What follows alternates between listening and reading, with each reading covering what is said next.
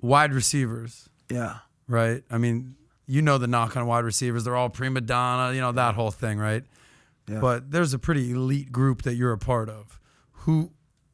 Everyone's a little bit different. Yeah. But who do you think is generally the greatest receivers that have played? Obviously, Rice is at the top, right? I mean, whoever played and think they is. Yeah, but It's all what you believe. Whoever played what? I say whoever played and think they were. You know what I'm saying? You only as great as to what you believe.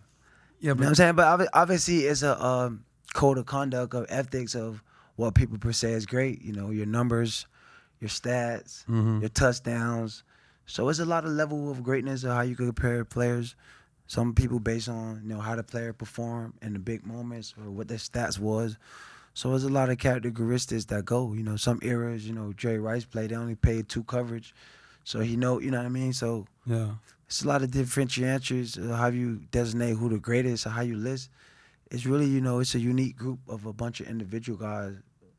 They all elite, you know what I mean? Yeah. That's how I said. In that That's group. like SCU, PDB, you got a board of members of insurance guys, like, they ask you who the greatest is. Like, yo, I mean, like, whoever got the job done. You know what I mean? Like, I mean, I know it's a code of ethics, standards, and what you compare players for, but it's whatever your beliefs of But great. a lot of people will put, obviously, Rice, Moss, T.O. Because those the guys that's on the top of the charts of the Yeah. list of the stats. But, you know, if you're a player or you're a fan of the game, you might like the player for your reason. You know, it may not be off the stats. So it's a biased level of ranking players and leveling players because we're just going off their stats. But you don't have like a guy that's like, nah, that guy's like legit. That's the guy. I mean, there's a lot of guys that are legit, but it's like, you know what I mean? It could be a lot of different scenarios. You know what I mean? You hear what Deion said about you? I love Deion Sanders. So You whatever hear what he said, though? about me, I love.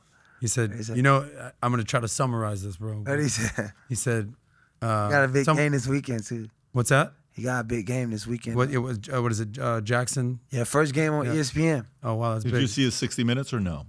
I need to watch it because he's real creative. Yeah, he is. He's legit. No, but go ahead. Tell He him what he said, said.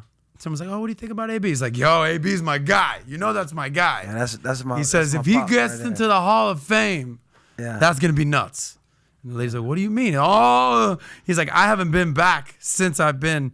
He's like, if AB goes, I'm going to go. And I don't ever go. And he goes, he goes, you know what he might do? Blessing. He goes, he might show up butt naked. Nah, I will.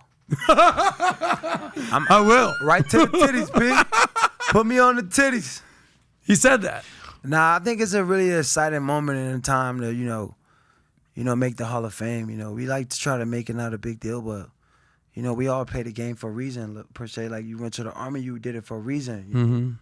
You know, to be the best, to serve your country the best. And being a player, you know, you always want to be the best. And those type of moments, you know what I mean, you know, that's what it's all about. You know what I mean, being the light. You think you deserve to be in the Hall of Fame? I mean, as far as my work I put in, of course. But, you know, to no one could feel deserving. You know, I don't feel entitled and deserving. I mean, I don't live and count on it like, you know. I got long hallways in my house, you know, I call them the Hall of Fames. Because at the end of the day, man, as long as you conducive and peaceful with yourself about your work, you know, I can't be, you know, over-analytic or overly emotional about someone else who probably don't know about football or just write about football, kind of know, but kind of never was in that position of being a receiver and being decisive, ruthless, and aggressive.